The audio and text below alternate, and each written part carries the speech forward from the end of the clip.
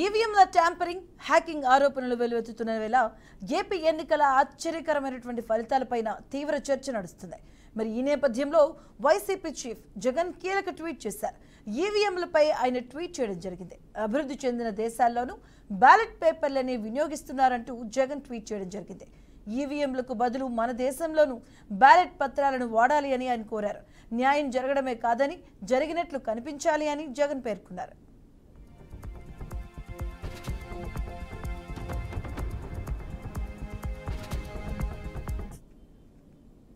ఇక ఇటీవల జరిగిన ఎన్నికల్లో వైసీపీ దారుణంగా ఓటమి పాలైంది. కేవలం 11 స్థానాలకే పరిమితమైంది. కొన్ని చోట్ల ఎక్కువ ఓట్లు పోలవడం, మరికొన్ని చోట్ల కౌంటింగ్లో తక్కువ ఓట్లు కౌంటింగ్ సమయంలో బయటపడడం ఈ అనుమానాలకు తావిస్తుంది. ఇక దేశమంతా ఈవీఎంలపై చర్చ జరుగుతున్న సమయంలో జగన్ ట్వీట్ మరోసారి చర్చనీయాంశంగా మారింది.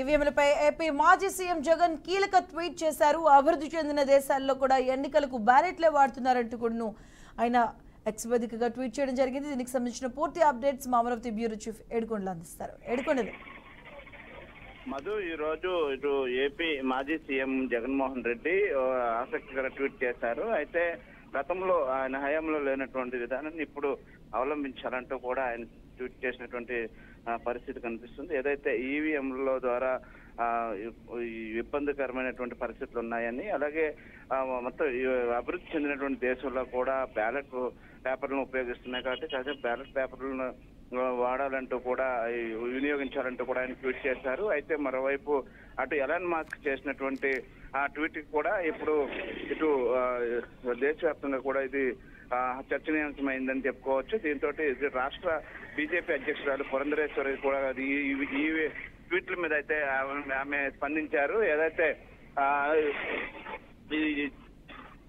జరుగుతున్నటువంటి విధానానికి ఎందుకు ఈ విధంగా మాట్లాడుతున్నారు, ఎవరైనా ఉంటే నిజాలు ఎవరైనా ఉంటే కనుక నిరూపించాలంటూ కూడా ఆమె చేసినటువంటి పరిస్థితి. వాస్తవానికి గతంలో ఏవైతే ఈవీఎంల ద్వారా గెలుపొందినటువంటి వ్యక్తులు ఇవాళ మాట మార్చి ఓడిపోయిన తర్వాత మరొక మాట మార్చడం ఎంతవరకు కరెక్ట్ అంటూ కూడా ఇటు ఈ అధికార పార్టీ నేతలు అయితే మాత్రం మండిపడుతూ ఉన్నారు. అయితే ముఖ్యంగా ఈవీఎంల ద్వారా ట్యాంపరింగ్ జరిగింది అంటూ కూడా చేస్తున్నటువంటి వాస్తవాలుగా కావని, గతంలో బీజేపీకి వచ్చినటువంటి సీట్లన్నీ ఇప్పుడు వచ్చినవన్నీ కూడా ఒకసారి చూసుకోవాలని, అలాగే గతంలో ఇటు వైసీపీకి 151 సీట్లు వచ్చినప్పుడు ఈవీఎంలు కరెక్ట్ గా పనిచేశాయంటూ కూడా తీవ్ర స్థాయిలో మండిపడుతున్నారు. అయితే జగన్మోహన్ రెడ్డి చేసినటువంటి ట్వీట్ పైన అయితే మాత్రం ఇప్పుడు సర్వత్రా ఇది ఆసక్తికర పరిణామాలు చోటు చేసుకుంటున్నాయి.